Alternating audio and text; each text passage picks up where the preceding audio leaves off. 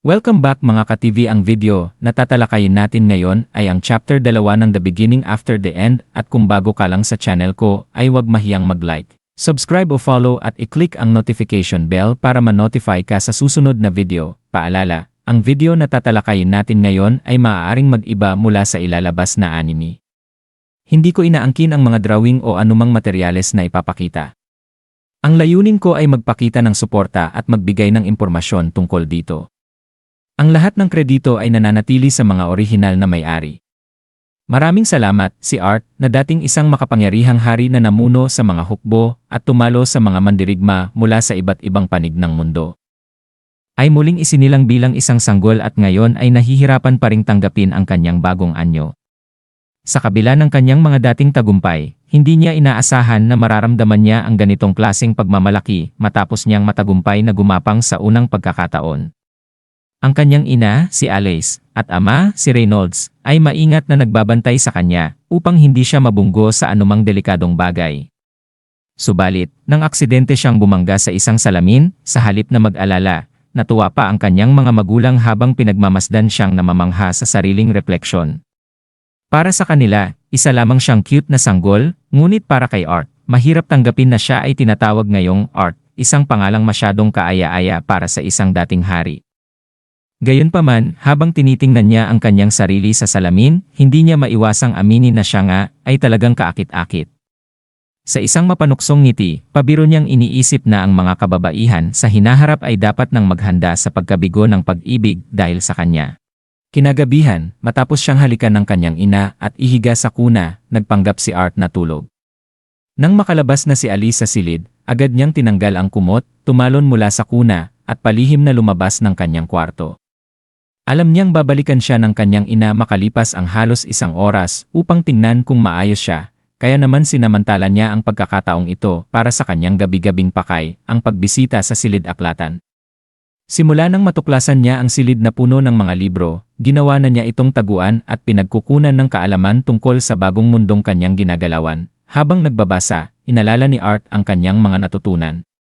Ang kontinente ng Decathen ay binubuo ng tatlong pangunahing kaharian, ang Eleanor, The Elven Kingdom na matatagpuan sa malalalim na kagubatan, ang Darv, isang malawak na kaharian sa ilalim ng lupa na tahanan ng mga dwarves, at ang Sapin, ang kaharian ng mga tao, na siyang may pinakamalaking populasyon.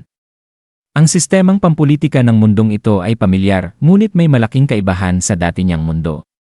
Bagamat parehong monarkiya ang uri ng pamahalaan, dito sa Decathen, ang korona ay minamana kaysa nakukuha sa pamamagitan ng kakayahan. Habang patuloy siyang nagbabasa, napagtanto niya rin na ang mundong ito ay malayong mas hindi pa umuunlad kumpara sa kanyang dating mundo, at ang pangunahing dahilan nito ay ang mahika. Kinuha niya ang librong pinamagatang Beginner's Guide for the Privileged Mage at ipinagpatuloy ang kanyang pag-aaral. Sa kanyang nakaraang mundo, ang mga mandirigma ay nagsasanay sa paggamit ng kanilang panloob na enerhiya na tinatawag na Ki upang palakasin ang kanilang katawan at kasanayan sa pakikipaglaban. Ngunit dito sa bagong mundong ito, ang pangunahing puwersa ay tinatawag na mana na hindi lamang matatagpuan sa loob ng isang tao kundi nasa paligid din nila. Ang kakayahang gumamit ng mana ay namamana at isa lamang sa bawat 100 bata ang may ganitong biyaya. May dalawang pangunahing paraan ng paggamit ng mana, ang augmentation at ang conjuring. Ginagamit ng mga augmenters ang mana upang palakasin ang kanilang katawan, na nagbibigay sa kanila ng pambihirang lakas, bilis, at tibay, ngunit ang kanilang kahinaan ay ang limitadong saklaw ng kanilang mahika. Samantala, ang mga conjurers ay ginagamit ang mana upang kontrolin ang kanilang kapaligiran at makabuo ng mga spell, ngunit kailangan nilang dagdagan ang kanilang panloob na mana gamit ang enerhiya mula sa paligid. Lalo siyang naintriga sa kakayahan ng kanyang ina, na isa palang tinatawag na deviant. Mas espesipiko, siya ay isang emitter, isang bihirang uri ng mage na may kakayahang gumamit ng natatanging uri ng mahika, lalo na ang pagpapagaling. Habang ipinagpapatuloy niya ang pagbabasa, natutunan niyang ang unang pagising ng mana sa isang tao ay karaniwang nagaganap sa pagitan ng pagbibinata o pagdadalaga kung kailan nabubuo ang kanilang mana core. Ang konseptong ito ay lubos na kahawig ng Ki Center sa kanyang dating mundo, kung saan ang mga bata ay tinuturuan ng pagmumuni-muni upang maramdaman at tipunin ang ki sa iisang sentro ng kanilang katawan. Napaisip si Art kung maaari niyang magamit ang parehong paraan upang mapabilis ang kanyang sariling pagising. Kaya naman, agad siyang naupo, ipinikit ang kanyang mga mata, at sinubukang magmeditasyon. Sa kanyang pagtuon ng isip, naramdaman niyang may nangyayari, gumagana ito, ngunit sa gitna ng kanyang kasabikan, bigla siyang nagulantang nang bigla siyang buhatin ni Alice. Laking ginhawa ng kanyang ina nang makita siyang ligtas, ngunit agad siyang nagtaka at inamoy si Art, saka ngumiti. Napagkamalan nitong nahirapan siyang dumumi. Para kay Art, na minsang naging isang maringal na hari, ito ay isang matinding insulto.